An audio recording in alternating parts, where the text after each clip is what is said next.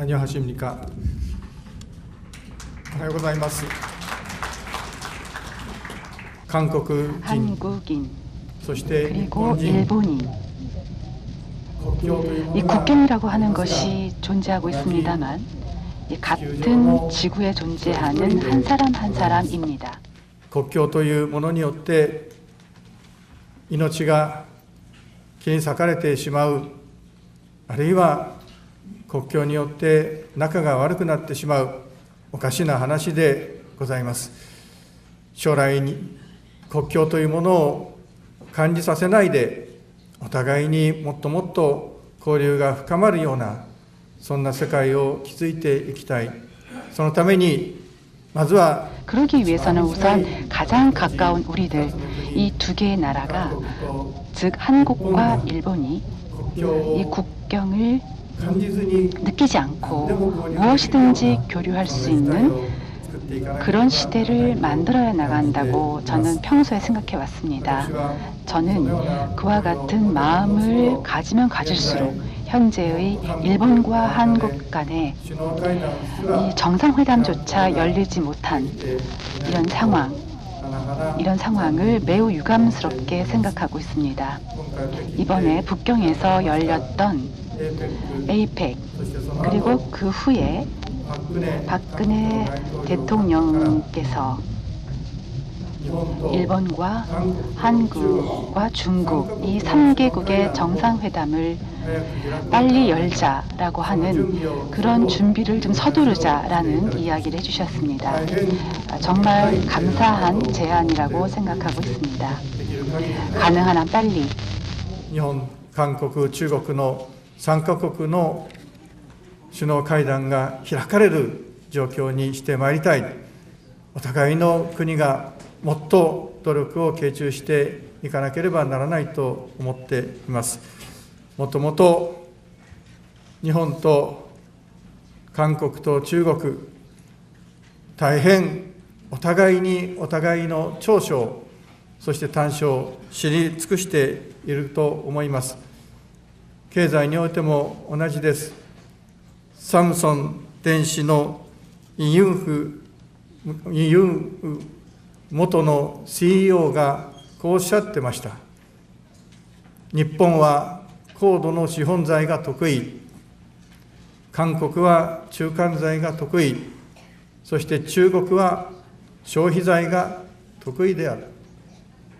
お互いにその得意の分野を協力し合うこと、お互いにもそのことによって体のように有機体につながっているんだということを自覚しようではないか。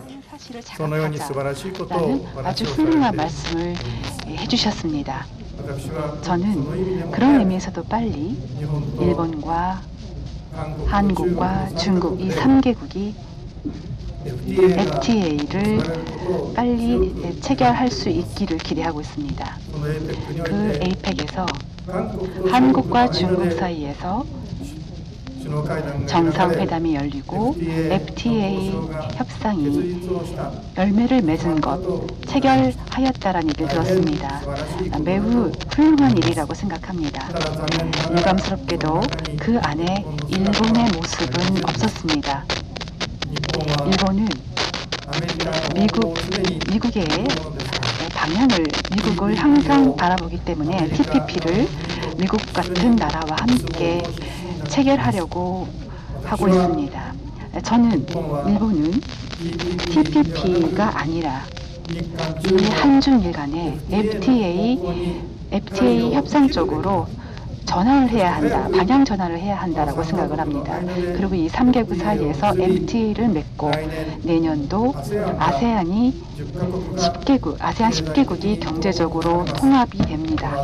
이 아세안 10개국과 일본, 한국, 중국 이 3개국이 같이 통합한 이 국가들이 서로 자유무역을 협상할 수 있는 그런 경제 공동체를 구축하는 것이 매우 중요한 일이라고 기원하고 있습니다. 유감스럽게도 세계는 오히려 내셔널리즘이 더 강화되고 있는 것 같습니다. 매우 걱정스러운 사태입니다. 예를 들어서 우크라이나의 문제도 그렇습니다.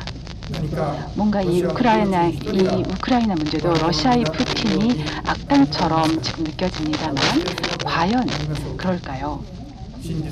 진실은 아무래도 좀 더 깊은 곳에 있다고 저는 생각이 됩니다.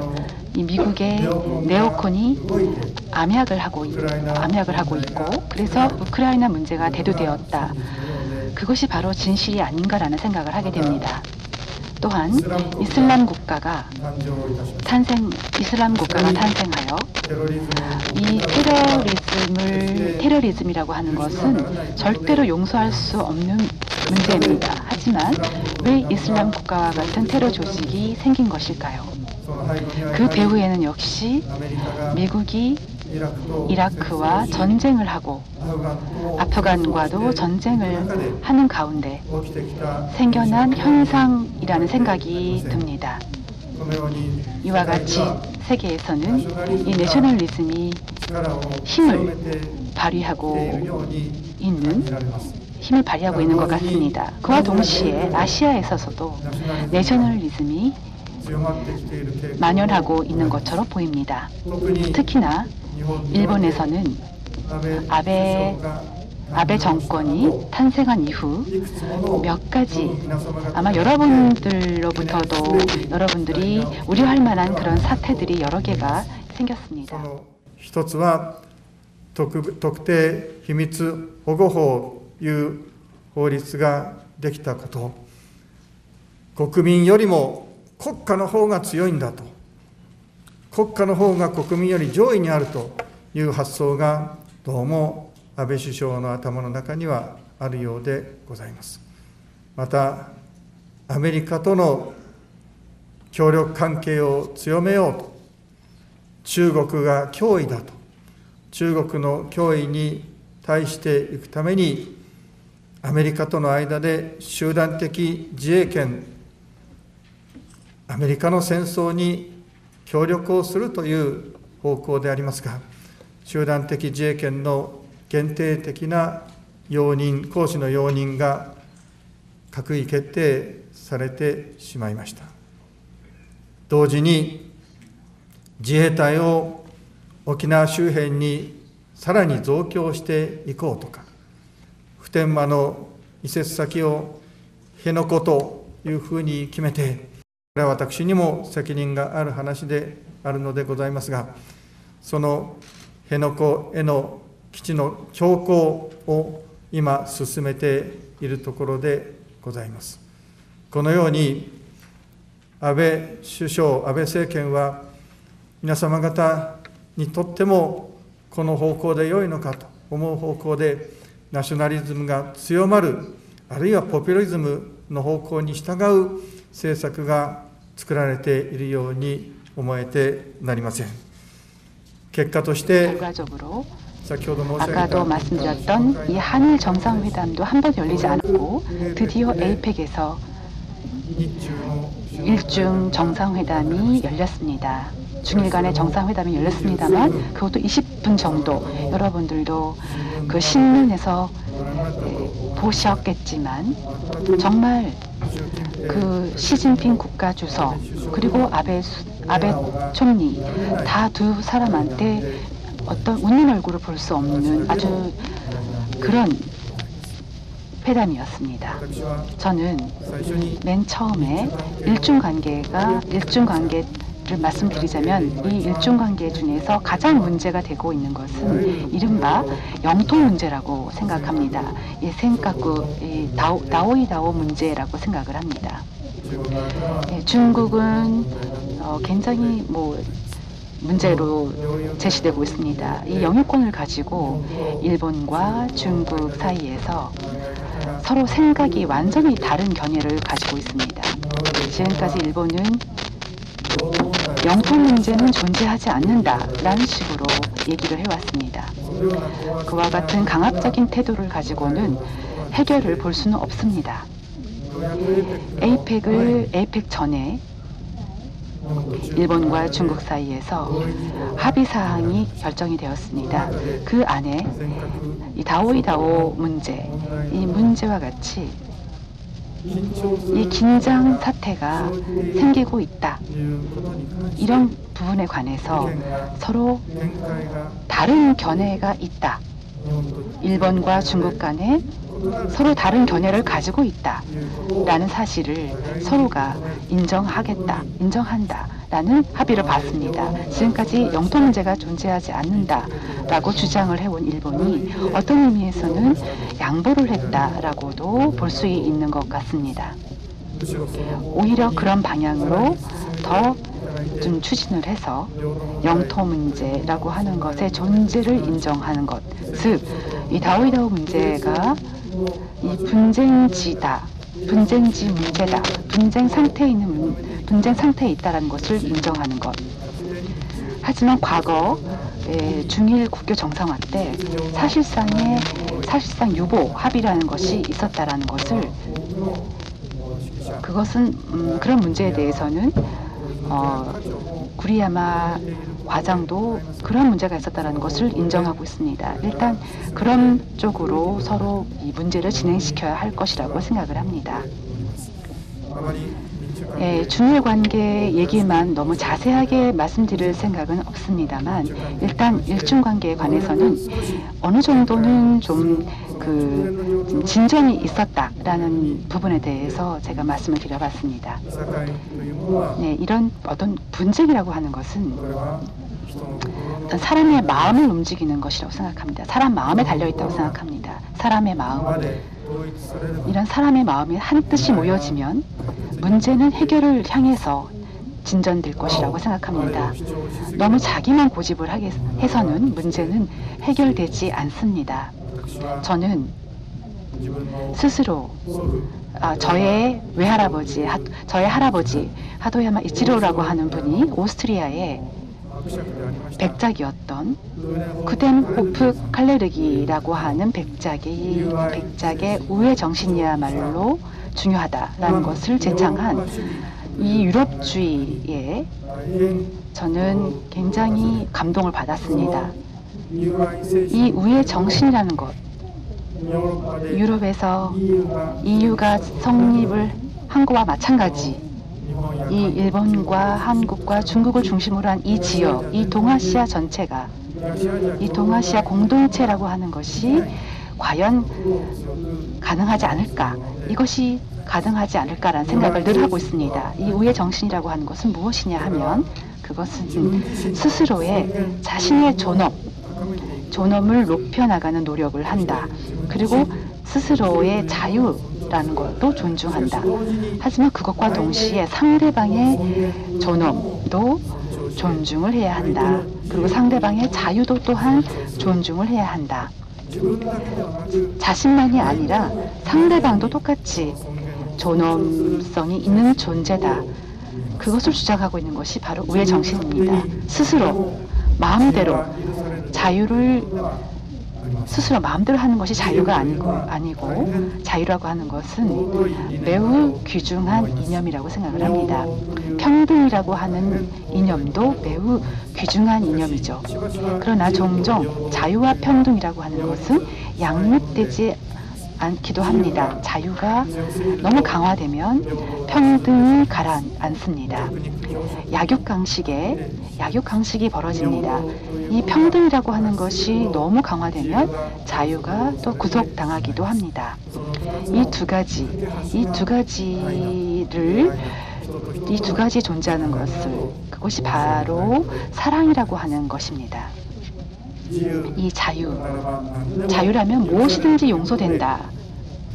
예를 들어서 표현의 자유라든가 언론의 자유라든가 보도의 자유라든가 이런 자유가 너무 많이 이런 자유가 용인되고 있는 것은 여러분도 다 아시고 있는 사실인데, 그렇지만 모든 언론이 다 용서되어도 좋은 것은 아니죠.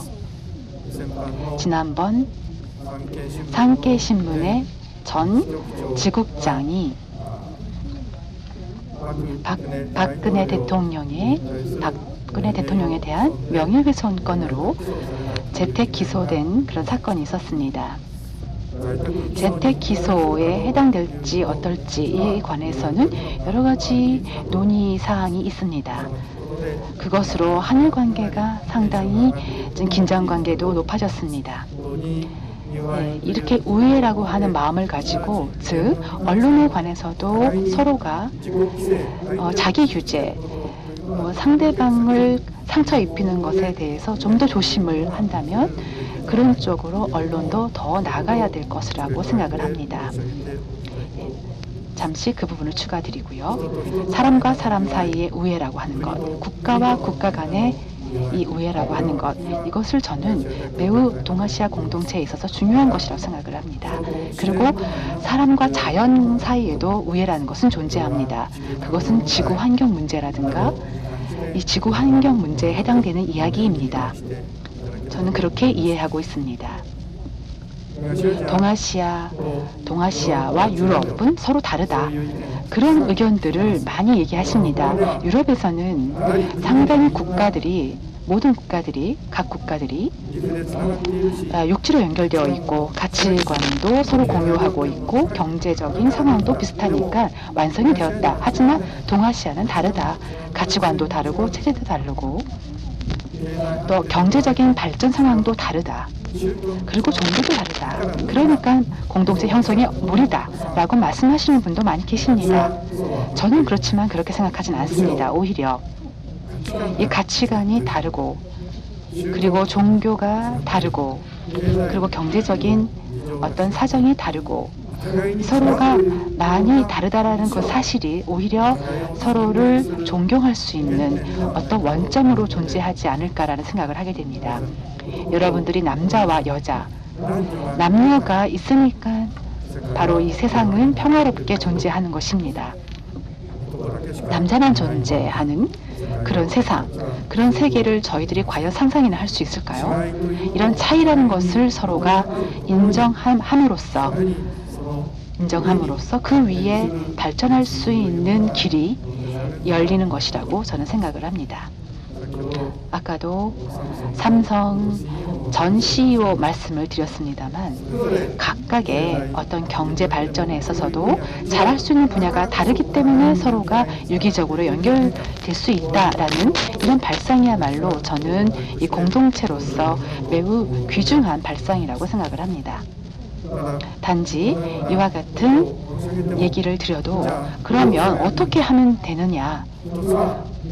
우선은 동아시아 공동체라는 이런 인류 모두 다 형제다라는 방향에 대해서 지금 그것을 저해하는 여러 가지 문제들이 나타나고 있습니다.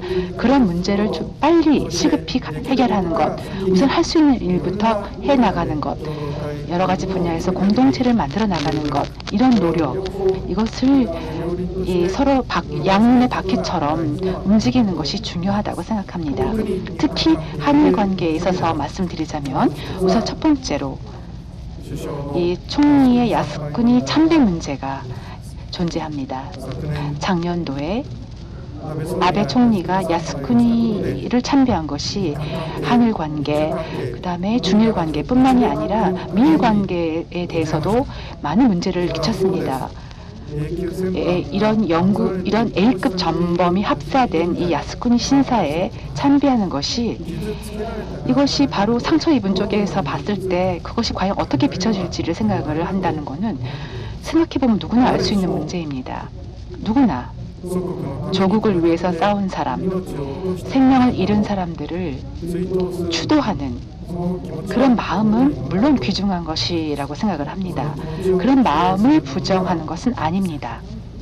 그러나 그런 추도하는 그 방식이 다양하게 있습니다.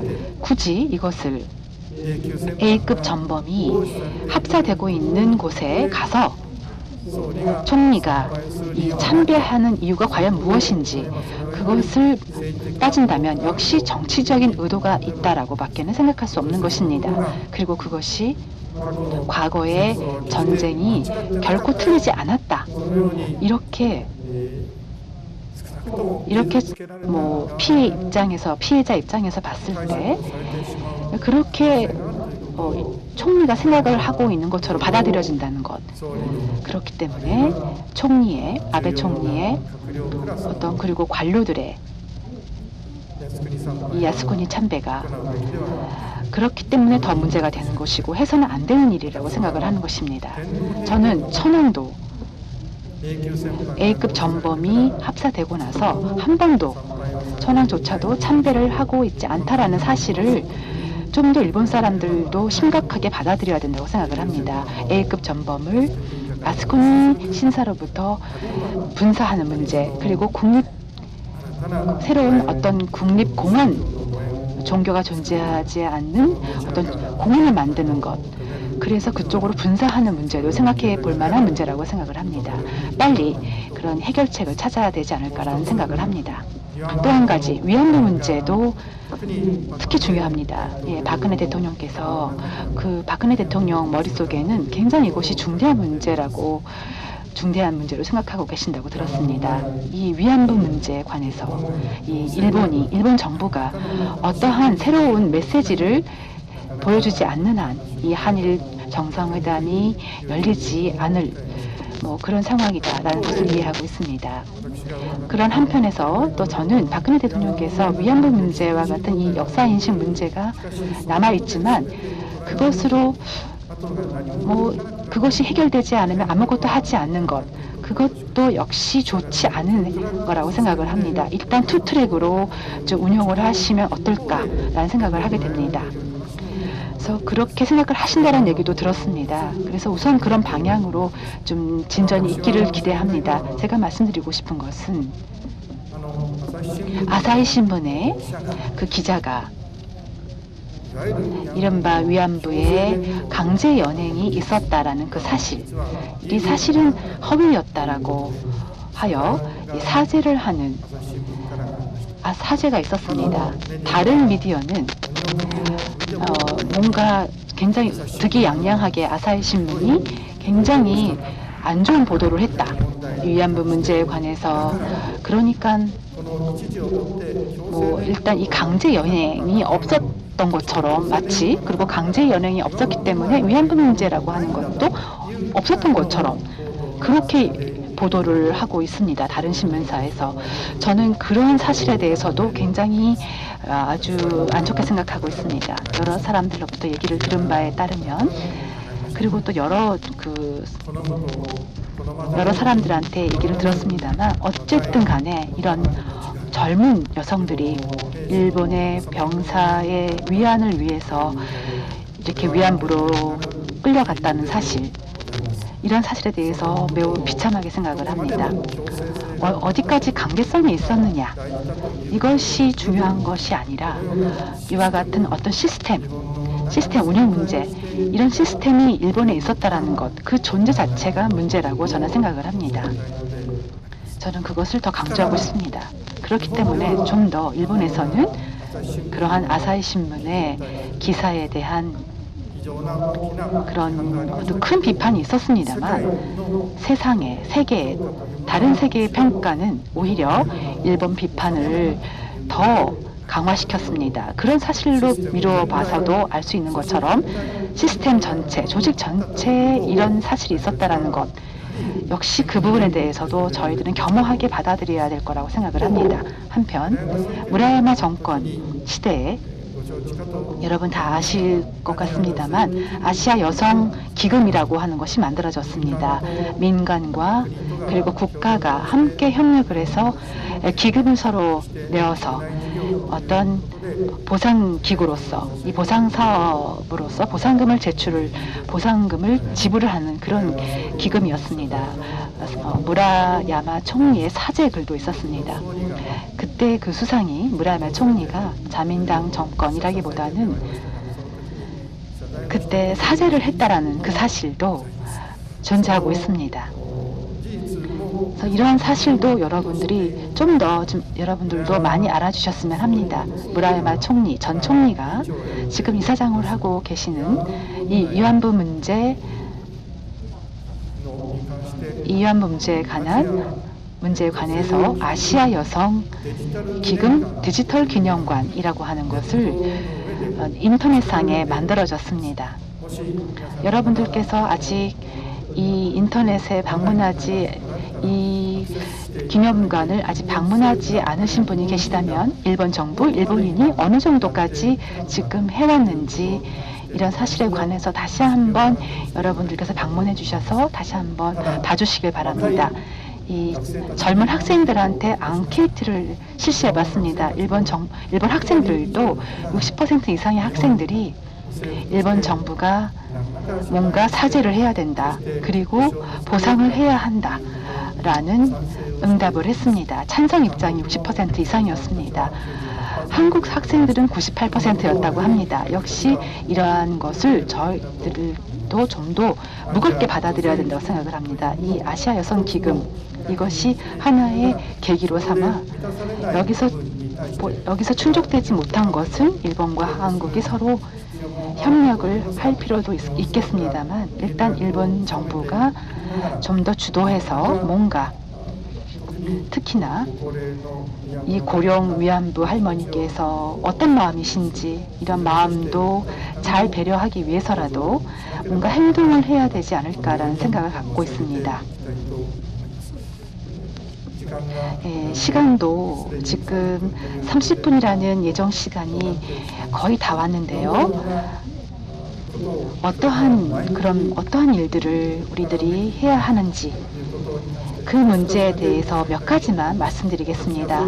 제가 총리 시절에 교육에 관해서 일본과 한국과 중국 사이에서 이 캠퍼스 아시아 구상이라고 하는 것을 만들었습니다. 이것은 이 캠퍼스, 아시아 전체가 캠퍼스다. 어디서 배우든 서로가 학점을 교환할 수 있다라는 생각을 가지고 있었습니다. 그래서 3년 전부터 이것이 움직였습니다. 이런 것을 통해서라도 젊은 사람들이 국경이라는 것을 느끼지 않고 교류할 수 있는 환경이 만들어졌으면 좋겠다라는 생각을 갖고 있습니다. 또 한 가지, 아시아 슈퍼그리드라고 하는 구상입니다. 이 구상은 이 소프트뱅크의 손정희 회장이 제창한 아시아 슈퍼그리드 구상입니다. 몽골이라든가 러시아라든가 이런 천연 자원이 풍부한 곳에서 풍력이라든가 태양광이라는 것을 아주 풍부하게 갖고 있는 지역으로부터 에너지가 부족한 지역으로 중국이라든가 한국이라든가 일본에 대해서 이 원자력이 충족시키지 못한 이런 그린 에너지를 송전망을 통해서 연결해보자라고 하는 구상입니다. 지금까지는 석유라든가 이런 것을 선박으로 운반을 했었습니다만 이 파이프도 아니고 이 송전망으로 전달하자라는 것입니다. 이렇게 하게 되면 환경, 에너지에 이바지할 수 있는 공동체라는 것을 만들 수 있지 않을까라는 생각을 하게 됩니다. 그리고 경제 공동체, 아까 말씀드렸던 것과 같은 FTA 구상도 추진해 나가고 그 다음에 통화 바스켓과 같은 공통 통화 이런 구상도 조금씩이라도 생각할 수 있을 것 같습니다. 그리고 문화 공동체 이것도 최 대사님으로부터 제가 얘기를 들은 얘기입니다만 일본과 한국과 중국 이 3개국이 어떤 상설 오케스트라라고 하는 것을 만들면 어떻겠느냐. 그렇게 하면은 이 오케스트라가 불협화음을 낼 수가 없으니까 일본과 한국과 중국이 음악의 세계에서 서로 하모니를 연주함으로써 그렇게 함으로써 서로의 마음을 더 풍요롭게 하면서 협력 관계를 더 강화시킬 수 있지 않을까라는 그런 생각입니다. 말씀드리고 싶은 것도 많습니다만 시간이 제한되어 있으므로 일단 제가 말씀드리고자 하는 부분 여기까지 일단 마무리를 하겠습니다. 우선은 일본과 한국, 이 중국 사이에서 이 공동체를 저해하고 있는 몇 가지 문제에 대해서 되도록 빨리 해결하는 것, 그리고 한편에서는 이 공동체를 추진하는 여러 가지 분야에서 서로 협력 사업을 좀 더 강력하게 추진하는 것, 이런 것들이 가능할 거라고 생각을 합니다. 이런 것을 통해서 동아시아가 평화롭게 되고, 그리고 세계 전체를 평화롭게 인도할 수 있는 계기로 삼을 수 있지 않을까, 그런 기대감도 가져봅니다. 저의 일단 기초 강연을 여기서 마무리하도록 하겠습니다. 대단히 감사합니다.